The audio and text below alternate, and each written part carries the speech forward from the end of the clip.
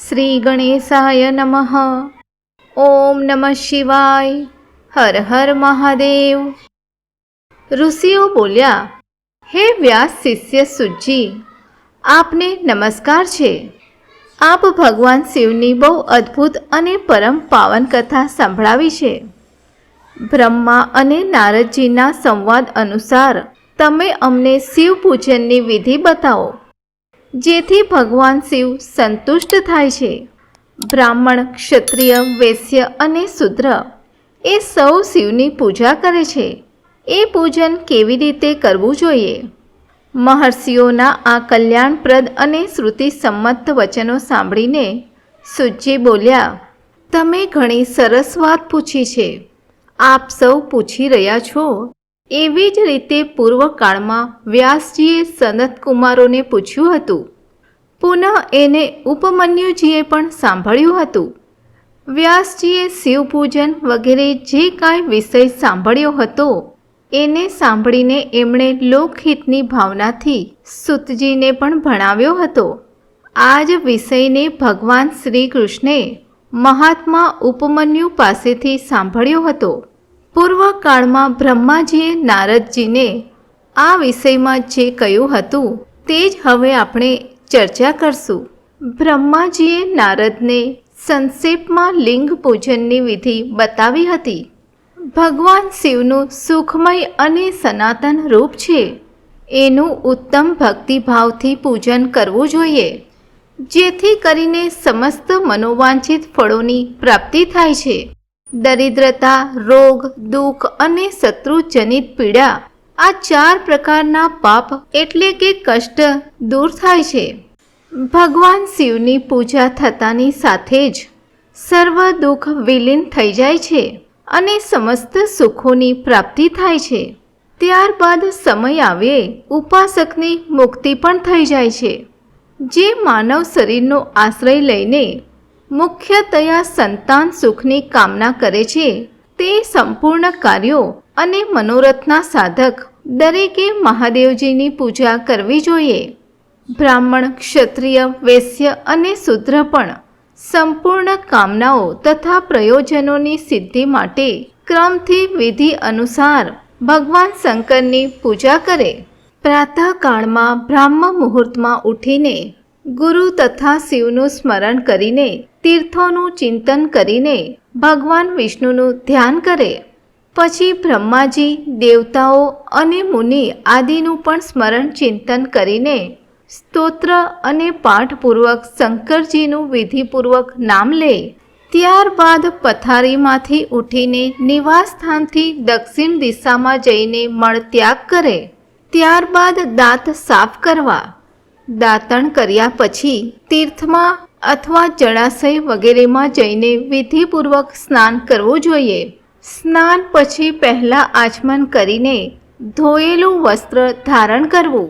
પછી સુંદર એકાંત સ્થળમાં બેસીને સંધ્યા વિધિનું અનુષ્ઠાન કરી પૂજા કાર્યનો આરંભ કરવો. મનને સુસ્થિર કરીને પૂજાગૃહમાં પ્રવેશ કરવો અને પૂજન સામગ્રી લઈને સુંદર આસન પર બેસવું. પહેલા ન્યાસ વગેરે કરીને ક્રમશઃ મહાદેવજીની પૂજા કરવી. શિવજીની પૂજા પહેલા ગણેશજીની, દ્વારપાલોની અને દિક્પાલોની પણ સારી રીતે પૂજા કરવી. પછી દેવતાઓ માટે પીઠ સ્થાનની કલ્પના કરવી અથવા તો અષ્ટદલ કમળ બનાવીને પૂજા દ્રવ્ય સમીપે બેસે અને એ કમળ પર ભગવાન શિવને સ્થાપિત કરે.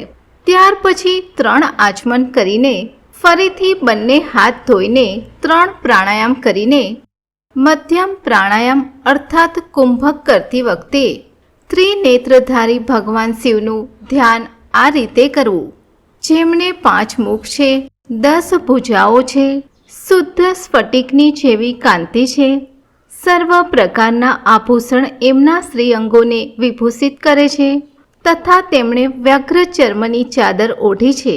આ રીતે ધ્યાન કરીને એવી ભાવના કરે કે મને પણ એમના જેવું જ રૂપ પ્રાપ્ત થાઓ. આવી ભાવના કરીને મનુષ્ય સદાને માટે પાપને ભસ્મ કરી દે છે. આ રીતે ભાવના દ્વારા શિવનું જ શરીર પોતે ધારણ કરીને એ પરમેશ્વરની પૂજા કરે. શરીર શુદ્ધિ કરીને મૂળ મંત્રનો ક્રમશઃ ન્યાસ કરે અથવા તો સર્વત્ર પ્રણવ મંત્ર ઓમકારથી જ સળંગ ન્યાસ કરે.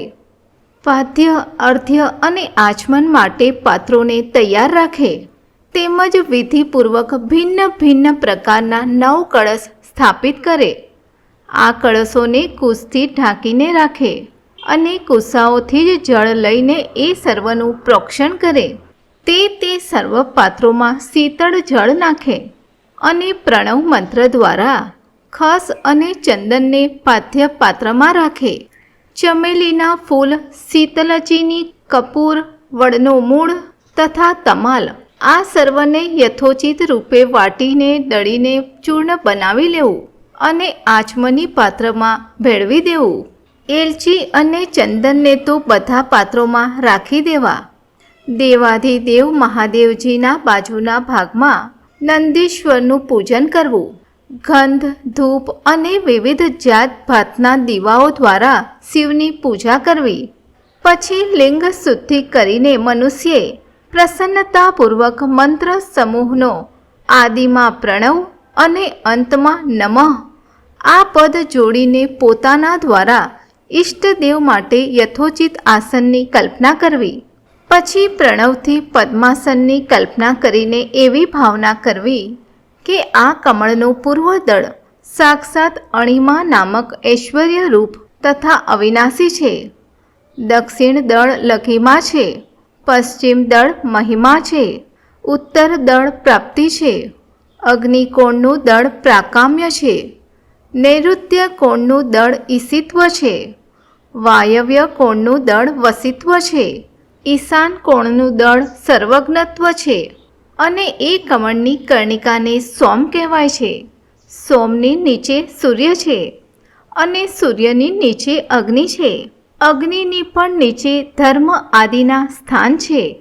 ક્રમશઃ આવી કલ્પના કરીને ચારે દિશાઓમાં અવ્યક્ત મહત્તત્વ, અહંકાર તથા એમના વિકારોની કલ્પના કરવી. સોમના અંતમાં સત્વ, રજ અને તમ આ 3 ગુણોની કલ્પના કરવી. પછી સત્યોચાતમ પ્રપદ્યામિ ઇત્યાદિ મંત્રથી પરમેશ્વર શિવનું આવાહન કરીને ઓમ વામદેવાય નમઃ ઇત્યાદિ વામદેવ મંત્રથી એમને આસન પર બિરાજમાન કરવા. ઓમ તત્પુરુષાય વિદ્મહે ઇત્યાદિ રુદ્ર ગાયત્રી દ્વારા ઈષ્ટદેવનું સાનિધ્ય પ્રાપ્ત કરીને એમને અઘોર મંત્રથી ત્યાં નિરુદ્ધ કરો. ત્યારબાદ ઈશાનઃ સર્વ વિદ્યા નામ વગેરે મંત્રથી આરાધ્ય દેવનું પૂજન કરવું. પાદ્ય અને આચમનીય અર્પિત કરીને અર્ધ્ય આપવો. તે પછી ગંધ અને ચંદન મિશ્રિત જળથી વિધિપૂર્વક રુદ્રદેવને સ્નાન કરાવો. પછી પંચગવ્ય નિર્માણની વિધિથી 5 દ્રવ્યોને એક પાત્રમાં લઈને પ્રણવથી જ અભિમંત્રિત કરીને એ મિશ્રિત ગવ્ય પદાર્થો દ્વારા ભગવાનને સ્નાન કરાવો. ત્યારબાદ અલગ અલગ દૂધ, દહીં, મધ, શેરડીનો રસ અને ઘીથી નવડાવવા અને સમસ્ત ઈચ્છિત વસ્તુઓના દાતા અને હિતકારી પૂજનીય મહાદેવજી પર પ્રણવના ઉચ્ચારપૂર્વક પવિત્ર દ્રવ્યો દ્વારા અભિષેક કરો. ઈષ્ટદેવને ચંદન ચઢાવી સુંદર અક્ષતો દ્વારા પ્રસન્નતાપૂર્વક શંકરજીની પૂજા કરો. એમની ઉપર કુશ, કપૂર, ચમેલી, ચંપા, ગુલાબ, સફેદ કરેણ, બેલા, કમળ વગેરે જાત જાતના અપૂર્વ પુષ્પ અને ચંદન વગેરે ચઢાવીને પૂજા કરવી અને એ ધ્યાન રાખવું કે પરમેશ્વર શિવની ઉપર જળધારા પડતી રહે એવી વ્યવસ્થા કરવી. મંત્ર ઉચ્ચારપૂર્વક પૂજા કરવાથી એ પૂજા સમસ્ત ફળને આપનારી બની જાય છે. સમસ્ત મનોવાંછિત કામનાઓની સિદ્ધિ માટે અને પૂજા સંબંધી મંત્રો માટે આપણે પાવમાન મંત્રથી અથવા રુદ્ર મંત્રથી, નીલ રુદ્ર મંત્રથી, સુંદર અને શુભ પુરુષ સૂક્તથી અથવા શ્રી સૂક્તથી, અથર્વ શીર્ષના મંત્રોથી, શાંતિ મંત્રથી, શાંતિ સંબંધી બીજા મંત્રોથી, ભારુંડ મંત્ર અરુણ મંત્રોથી, અર્થાભિષ્ટ સામ અને દેવવ્રત સામથી, રથાંતર સામથી, મૃત્યુંજય મંત્રથી અથવા પંચાક્ષર મંત્રથી પૂજા કરવી. તદ ઉપરાંત ભગવાન શંકરની ઉપર ચંદન અને ફૂલ વગેરે ચઢાવવા. પ્રણવથી મુખવાસ એટલે કે તાંબુલ વગેરે અર્પિત કરવા.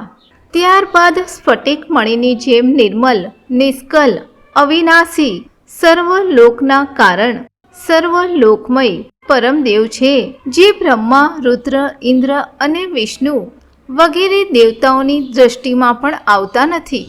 વેદ વેદતા વિદ્વાનોએ જેને વેદાંતમાં મન અને વાણીથી અગોચર કયા છે, જે આદિ, મધ્ય અને અંતથી રહિત છે અને સમસ્ત રોગીજનો માટે ઔષધરૂપ છે, જેમની શિવ તત્વના નામથી ખ્યાતિ છે અને જે શિવલિંગ રૂપે પ્રતિષ્ઠિત છે, એવા શિવના શિવલિંગના મસ્તક ઉપર પ્રણવ મંત્રથી જ પૂજન કરવું. ધૂપ, દીપ, નૈવેદ્ય, સુંદર તાંબુલ અને સુરમ્ય આરતી દ્વારા યથોક્ત વિધિથી પૂજા કરીને સ્તોત્ર તથા અન્ય વિવિધ પ્રકારના મંત્રો દ્વારા એમને નમસ્કાર કરવા. પછી અર્ધ્ય આપીને ભગવાનના ચરણોમાં ફૂલ પધરાવવા અને સાષ્ટાંગ પ્રણામ કરીને દેવેશ્વર શિવની આરાધના કરવી. પછી હાથમાં ફૂલ લઈને ઊભા થઈ જવું અને બંને હાથ જોડીને સર્વેશ્વર શંકરજીને પુનઃ પ્રાર્થના કરવી. હે કલ્યાણકારી શિવ, મેં અજાણતા અથવા જાણી જોઈને જે જપ, પૂજા વગેરે સત્કર્મ કર્યા હોય તે આપની કૃપાથી સફળ થાઓ. આ રીતે શ્લોક ભણીને ભગવાન શિવ ઉપર પ્રસન્નતાપૂર્વક ફૂલ ચઢાવવા. સ્વસ્તિ વાચન કરીને વિવિધ પ્રકારની પ્રાર્થના કરવી. નમસ્કાર કરીને ક્ષમા પ્રાર્થના કરતાં કરતાં પુનરાગમનને માટે વિસર્જન કરવું જોઈએ. પછી સંપૂર્ણ ભાવથી વિભોર થઈને ભગવાન શિવની આ પ્રમાણે પ્રાર્થના કરવી કે પ્રત્યેક જન્મમાં શિવમાં જ મારી ભક્તિ હો, શિવમાં જ મારી ભક્તિ હો. શિવ સિવાય બીજો કોઈ શરણ આપનાર નથી. હે મહાદેવ, તમે જ મારે માટે શરણદાતા છો. આ રીતે પ્રાર્થના કરીને સંપૂર્ણ સિદ્ધિઓના દાતા દેવેશ્વર શિવનું પરાભક્તિ દ્વારા પૂજન કરવું. વિશેષતઃ કંઠના અવાજથી ભગવાનને સંતુષ્ટ કરવા. પછી સપરિવાર નમસ્કાર કરીને અનુપમ પ્રસન્નતાનો અનુભવ કરતા કરતા સમસ્ત લૌકિક કાર્ય સુખપૂર્વક કરતા રહેવું. આ રીતે શિવભક્તિ પરાયણ થઈને દરરોજ પૂજન કરવાથી અવશ્ય જ પગલે ને પગલે સર્વ પ્રકારની સિદ્ધિ પ્રાપ્ત થાય છે. તે વ્યક્તિ ઉત્તમ વક્તા બને છે અને મનોવાંછિત ફળની નિશ્ચય જ પ્રાપ્તિ થાય છે. રોગ, દુઃખ, બીજાઓને નિમિત્ત થતો ઉદ્વેગ, કુટિલતા અને વિષ વગેરે રૂપે જે કષ્ટ ઉપસ્થિત થાય છે એને કલ્યાણકારી પરમશિવ અવશ્ય નષ્ટ કરી દે છે અને ઉપાસકનું હંમેશા કલ્યાણ થાય છે. જેવી રીતે શુક્લ પક્ષમાં ચંદ્રમા વધે છે તેવી જ રીતે ભગવાન શંકરની પૂજાથી વ્યક્તિમાં સદ્ગુણોની વૃદ્ધિ થાય છે. ઓમ ગણનાથાય નમઃ. ઓમ પ્રજાપતયે નમઃ. ઓમ ભુજંગભૂષણાય નમઃ.